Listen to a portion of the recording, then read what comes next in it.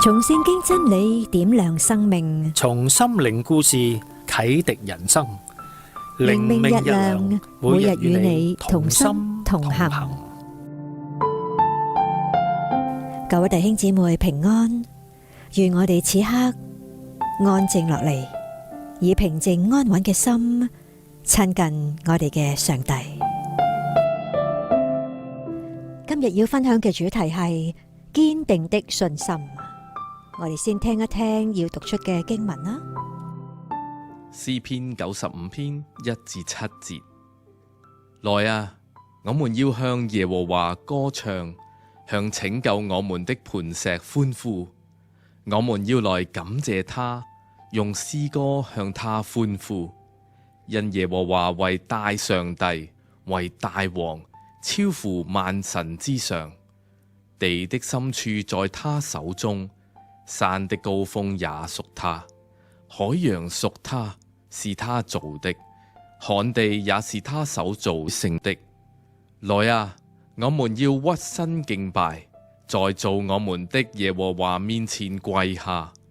第7節：因為他是我們的上帝，我們是他草場的羊，是他手下的民。惟願你們今天聽他的話。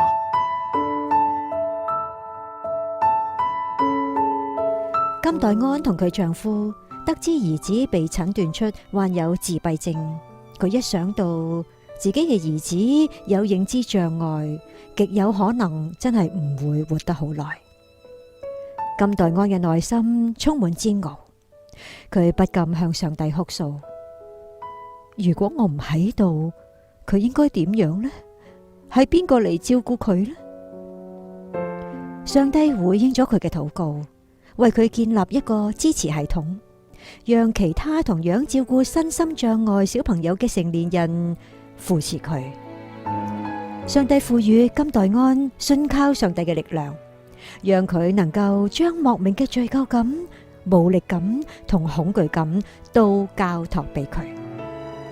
後來金代安喺佢一本講到信心 Unbroken Faith 喺呢一本書當中，確實係幫助到為養育身心障礙孩子嘅成年人提供盼望。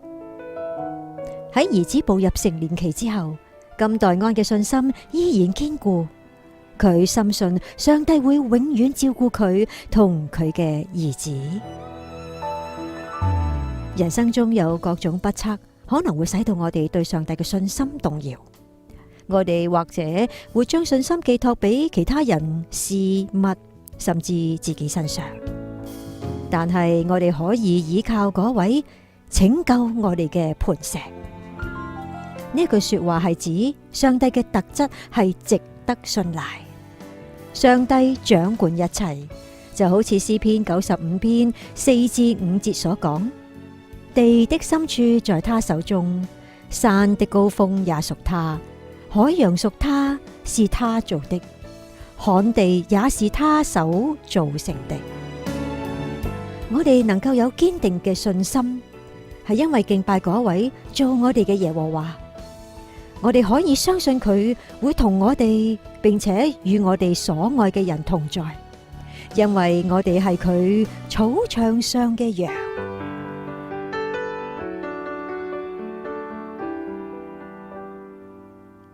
各位朋友啊，當你感到無助嘅時候，上帝曾經點樣眷顧你同埋你愛嘅人呢？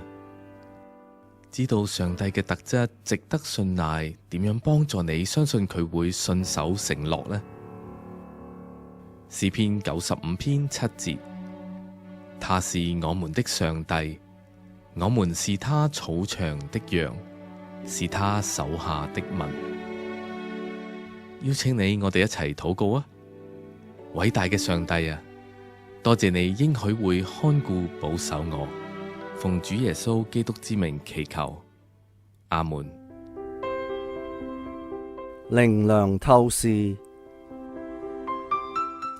詩篇95篇同埋第47、第93、96至到99篇呢，就統稱為登基詩篇或者君王詩篇。因為呢幾首詩係用君王嘅形象宣告上帝完全掌管整個屬靈同物質世界，包含一切受造物啦、人類嘅歷史以及萬國萬民。詩人宣告上帝嘅主權同榮耀、偉大同能力，以及公義同聖潔。喺47篇第2節以及7至8節就提到，耶和華至高者是治理全地的大君王，坐在他的聖寶座上。喺第93篇嘅1至2節呢，經文就話，他以威嚴為衣穿上，他的寶座從太初立定。喺95篇第3節就提到，耶和華為大上帝，為大王，超乎萬神之上。喺99篇第3節同埋第5節，他本為聖。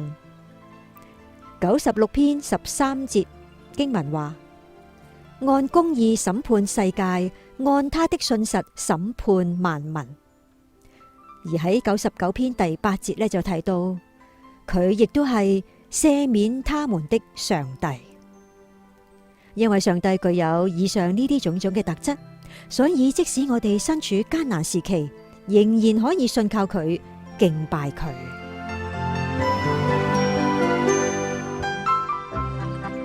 求聖靈幫助我哋靠着基督活好今天嘅生命。如果你對今日嘅內容有所共鳴，邀請你可以轉載同其他人分享，又或者可以下載靈命日糧嘅手機應用程式，繼續收聽其他嘅屬靈材料。甚或你都可以留言同我哋分享，彼此代禱。同時希望能夠邀請你可以喺禱告之中紀念我哋製作人手同埋經濟上嘅需要。願上帝賜福於你。